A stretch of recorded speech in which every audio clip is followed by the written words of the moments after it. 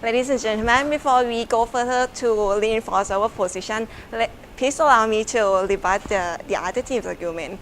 For the deal of acquisition of the macro, they claim that there will be a lot of synergy between macro and CPO, but as my team already mentioned that the synergy is still question, and also whether the goal of penetrating into the AEC market is still question whether the CPO and macro will be able to achieve or not.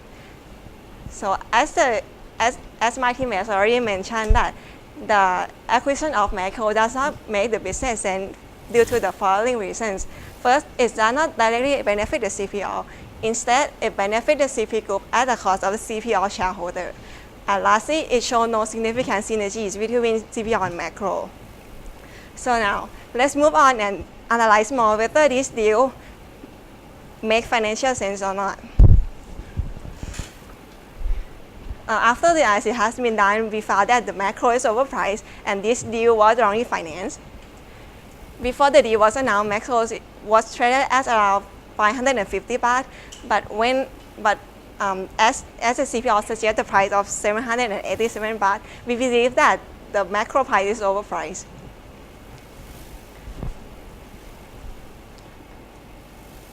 This deal will cost 188 billion baht to purchase all the macro shares, and this would bring the financing burden and the risk to the CPO itself, and also the deal was wrongly financed.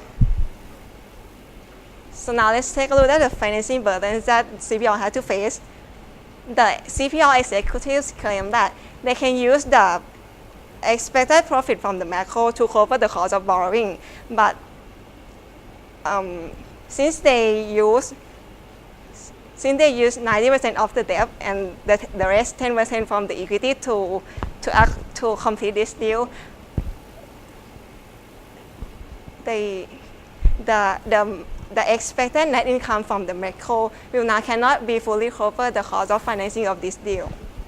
So it's implied that the macro expected net income cannot cover the cost of financing of this deal. And also this deal brings together with many risks that CPO had to face. First is the interest rate risk, forex risk, and the financing risk. As CPO borrow 169 billion baht from the foreign banks, they have to expose to the interest rate risk since the U.S. economy is getting better and the QE will be cancelled very soon. So this would definitely cause the U.S. interest rate to rise in the future. And as it's shown that Thai interest rate and the U.S. interest rate have a strong correlation in the past, so it implies that there is a high possibility that CPO would face a higher interest rate in the future. And since CPO borrowed 169 billion baht from the foreign bank at the exchange rate of 28 baht per $1. However, Thai baht has been depreciating after the deal was made, so CPO is highly exposed to the forex risk. Next is the financing risk.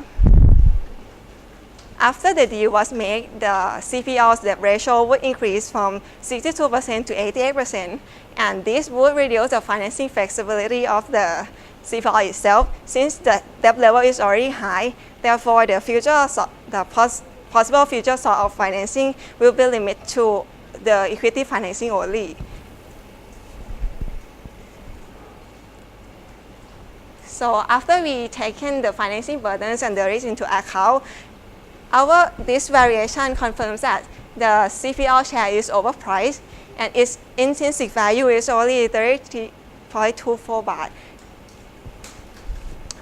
Along with the reason that CPO will be forced to issue new stock in the future, and the stock price will further plummet due to the dilution of the distrust in the management.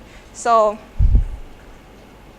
ladies and gentlemen, the stock that you have hold or going to invest is clearly overpriced, and again, we strongly recommend that you should sell the stock at the target price of 33.24 baht. Thank you.